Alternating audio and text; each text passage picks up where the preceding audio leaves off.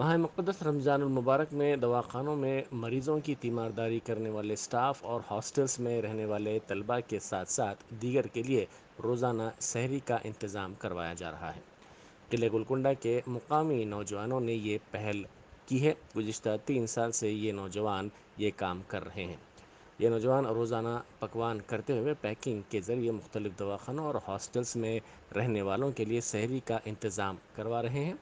یہ انتظام یکم رمضان سے شروع ہوا جو 26 رمضان تک جاری رہے گا۔